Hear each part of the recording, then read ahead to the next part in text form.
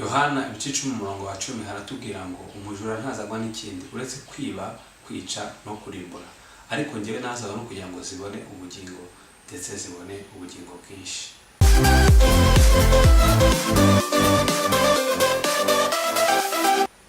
Yesu ashimwe bene data, ni Pastor Ndayizeye Emmanuel muri Ndayizeye Impact Show y'uyu munsi. Tubahaye ikaze. Ijambo tugiye kwiga riravuga ngo ubuzima bw'ijuru hano ku isi. Iyi si turimo yarangiritse, iyi si turimo ibibazo, iyi si turimo irimo ingorane nyinshi. Igituma nuko Satani yayimanukiye, kandi Satani nta kindi kimuzana ariko biratubwira uretse kwiba, kwica no kurimbura. Niyo mpamvu iyi si ifite ibibazo byinshi. Ariko nanone biratubwiye ngo ariko umugambi w'Imana no kugira ngo zibone ubugingo ndetse zibone ubwinshi. Imana rero mu muntu muri Edeni yamushyize muri Edeni ishaka gusana nayo. Yamushyize muri Edeni imuha ubutware, yamwifuzaga ibyiza, yamwifuzaga ko yishimira Edeni. Uwo ni umugambi w'Imana. Umugambi w'Imana ku bantu ni umwiza gusa, kandi ni umunsi bikukiri kandi kuzahora. Ariko umugambi wa Satani kuva isi yaremwa kwa ukwica no kwiba no kurimbura. Rero Satani yaje yiba ubwo busabane Imana yarifitanye n'umuntu, yica uwo mubano, yica ubwo butware, irabisahura.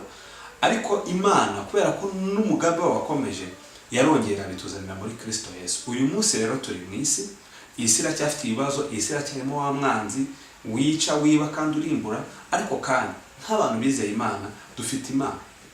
Yesu yabwiye abantu abigishwa be muri Matayo 3:10 ngo nimusenga mujye musenga ngo Data wa twese uri mu ijuru, izina ryawe ryubahwe, ubwami bwawe, ku murongo wa 10 ngo ubwami bwawe buze, ibyo ushaka bibe mu isi nk'uko biba mu ijuru.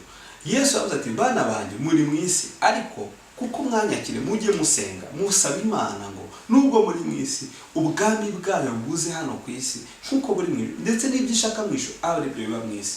Sitavuga ngo ibanga ryo kubaho ubuzima bw'ijuru hano mu isi ni ugusaba Imana kugira ngo imanure ubwami bwayo muri twebwe. Ni ugusaba Imana kugira ngo ibyo ishaka mu ijuru bibe mu isi, kuko mu ijuru nta bibazo biriho uko biri mu isi.